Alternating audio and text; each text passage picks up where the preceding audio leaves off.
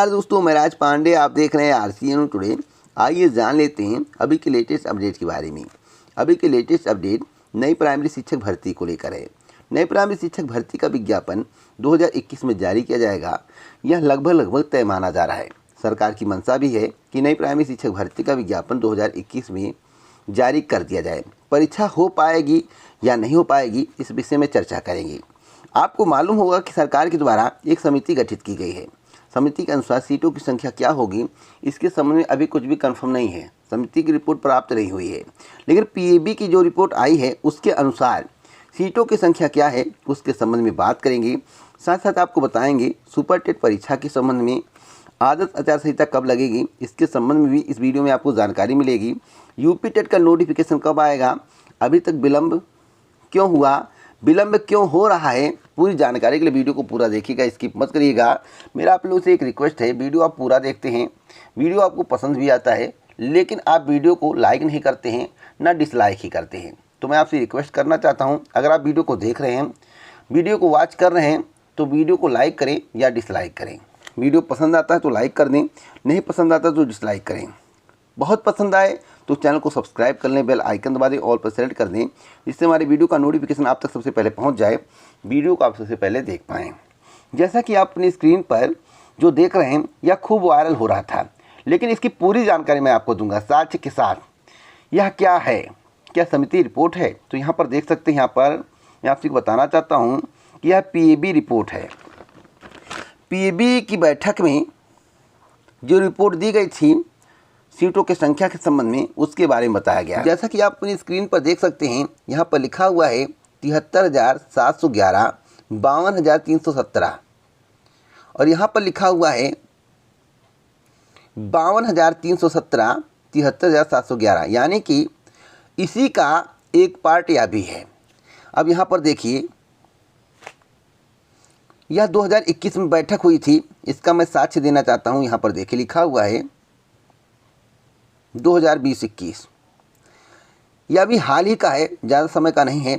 और जो इसमें आंकड़ा दिया गया है, इसमें बताया गया है कि अप्रूव्ड स्कूल कितने हैं, फंक्शनल स्कूल कितने हैं और नॉन फंक्शनल स्कूल कितने हैं, यानी कि कितने स्कूल को अप्रूव्ड किया गया है, स्वीकृति दी गई है, कितने चल रहे हैं और कितने नहीं चल रहे हैं, पूरी जानकारी दी गई है। Primary, upper primary, secondary, higher secondary, यहाँ पर देखिए आंकड़ा बताया गया है। आप इसे ध्यान से देखिए और सुनिए। और 2017 से लेकर 2021 तक का आंकड़ा है। और आप यहाँ पर देख सकते हैं लिखा हुआ है 73,711 और 52,317। मैं आपसे बताना चाहता हूँ कि प्राइमरी में जो आंकड़ा आया है PAB का, उसके अनुसार 73,711 पोस्ट खाली हैं, यानी कि इतने पदों पर भर्ती का विज्ञापन आना तय है। लेकिन सरकार के द्वारा जो समिति गठित की गई है, मैं आपको फिर बताना चाहता हूँ, सरकार के द्वारा जो समिति गठित की गई है, यह वह रिपोर्ट नहीं है, यह अलग रिपोर्ट है। PAB की बैठक हुई थी जिसमें इस बात की जानकारी दी गई थी। और मैं आपसे बताना चाहता हूँ, सरकार ने उस समिति की रिपोर्ट मांगी है, जो समिति गठित की है, उसके अनुसार इस बात की पुष्टि होगी कि कितने छात्रों पर कितने शिक्षक होने चाहिए, क्या उत्तर प्रदेश में छात्रों के आधार पर शिक्षक सही या नहीं, छात्र और शिक्षक का अनुपात क्या है। सरकार उस पर एक मानक बनाएगी, समिति एक मानक बनाएगी। उसके बाद नई भर्ती का विज्ञापन जारी होगा, चाहे 20 बच्चों पर एक शिक्षक, चाहे 50 बच्चों पर एक शिक्षक, चाहे 15 बच्चों पर एक शिक्षक, चाहे 35 बच्चों पर एक शिक्षक, या सरकार का काम है बनाना। उसके बाद जो भी पद बचेंगे उस पर नई प्राइमरी शिक्षक भर्ती का विज्ञापन जारी किया जाएगा। आप मेरी बातों को समझ रहे होंगे, मैं आपको अच्छी तरीके से समझाने का प्रयास कर रहा हूँ। ये जो आप वायरल खबर देख रहे थे, इसकी पुष्टि हो चुकी है। ये PAB की बैठक की नोटिस है, जैसा कि आप अपनी स्क्रीन पर देख रहे हैं। यहाँ पर भी लिखा हुआ है 73,711, यहाँ पर लिखा हुआ है 52,317 और इसमें भी लिखा हुआ है 73,711, 52,317, यहाँ पर देख सकते हैं।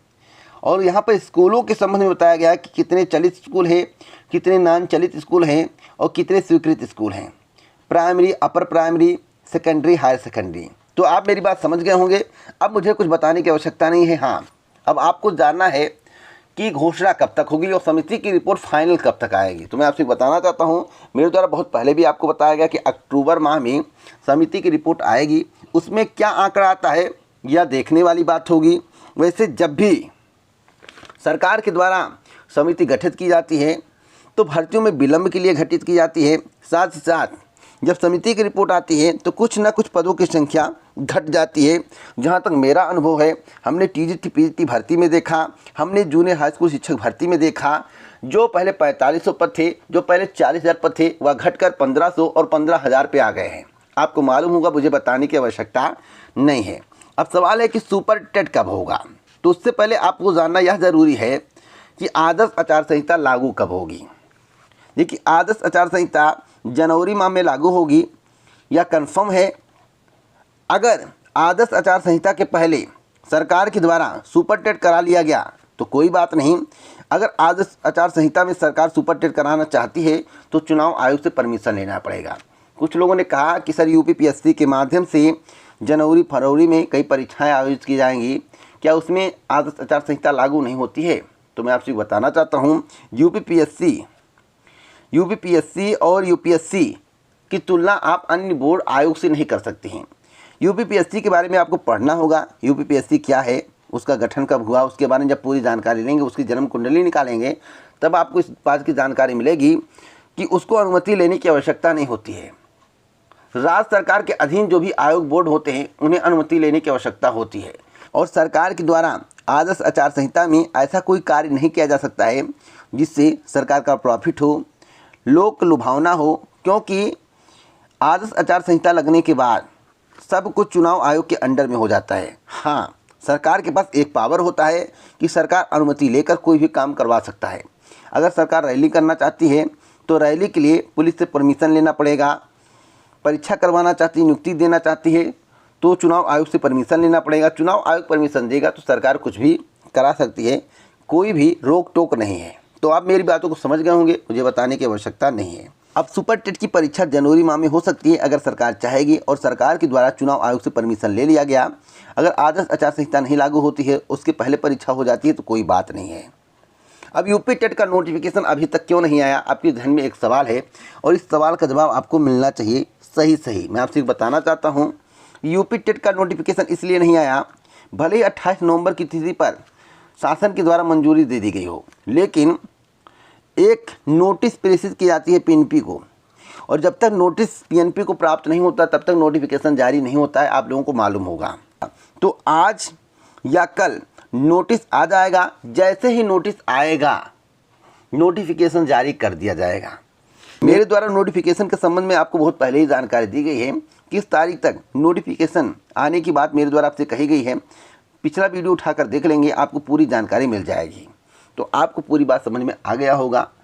अब और समझाने की मुझे आवश्यकता नहीं है। वीडियो आपको पसंद आए तो लाइक शेयर जरूर करें।